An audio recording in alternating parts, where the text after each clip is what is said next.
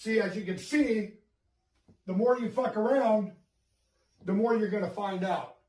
And also, if you stay down here and you never fuck around, you'll never find out.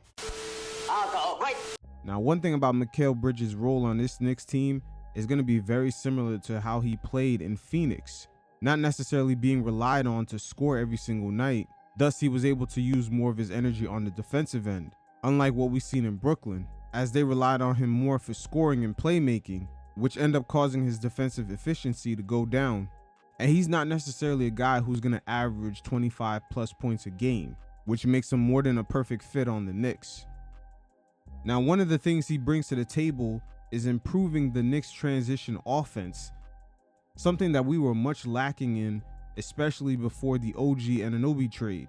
Unlike RJ, OG was big enough to finish at the rack with a dunk, and last season after the trade, that was the beginning of the Knicks getting rid of that clunkiness that had us at times pulling the ball back, even though when we had numbers, and just finishing as one of the slowest paced teams in the league. But Mikal, with those long arms, just like OG, he can dunk the ball, and he shows some creativity taking it to the rack, even when he doesn't have numbers. Mikal's definitely going to help us out with the pace, as right here we have another guy who could finish alongside OG. As right here, he takes long strides and great finish. But going back to what I said earlier, Mikal is definitely versatile, as he does have his sweet spots from around the elbows. He could get to a sweet spot in a number of ways: in transition, attacking closeouts, after the dribble move,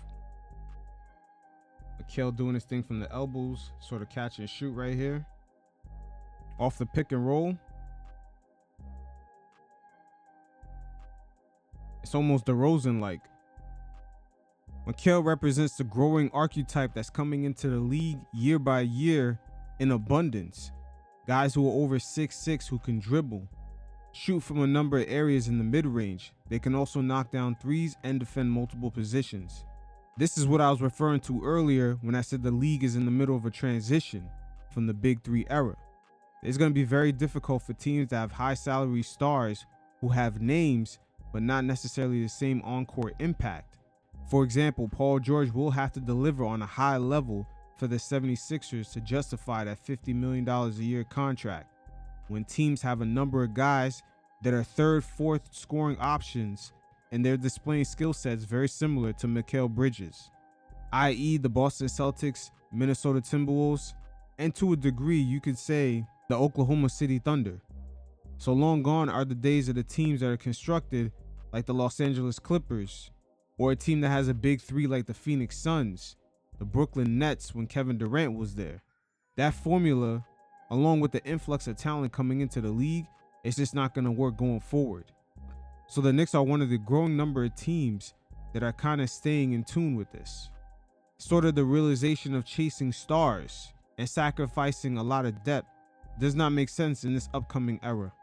So when it comes to the Knicks' cohesion, Mikal's off-ball movement is really going to work for this team, especially when Julius Randle gets blitzed in isolation. It wouldn't shock me if Randle's looking like CP3 out there with the assist numbers. Randle could be getting more assists like these. Even on a play like this, check out OG as he makes his cut down the middle.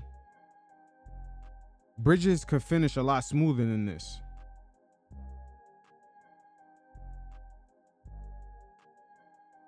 Here's another example of Randle getting the ball out to Grimes.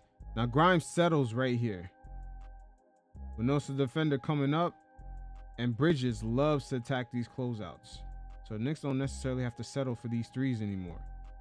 As we can see here, Bridges is very comfortable attacking closeouts and getting easier shots from about anywhere in the mid-range. Again, when Tibbs has Randle and Josh Hart out there, you're going to have two cutters slashing. It's going to make things a lot easier for Randle, especially in those in-between lineups when Tibbs is kind of rotating the bench unit in and the starters out. Usually Randle's left in with that bench unit, and these lineups are definitely going to get interesting.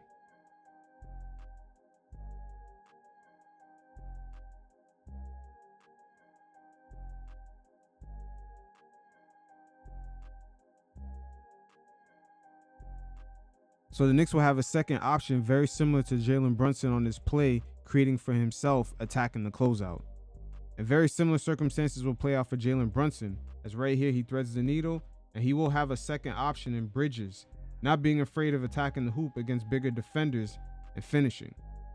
So for the Knicks offense, Mikal does provide another option for someone who can create on their own, dribble in tight spaces, even at times run pick and roll, just like how Brunson does it, and is able to handle making that entry pass to the roller and finishing themselves if they have to.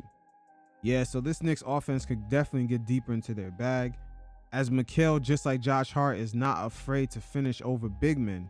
And just having another player on the floor who can add to that pressure of teams defending the rim is just another tool for Tibbs to add to his arsenal, as teams still have to worry about the Knicks offensive rebounding with Mitchell Robinson, Josh Hart, OG. This gives us the second option in case those 3-point shots are not falling.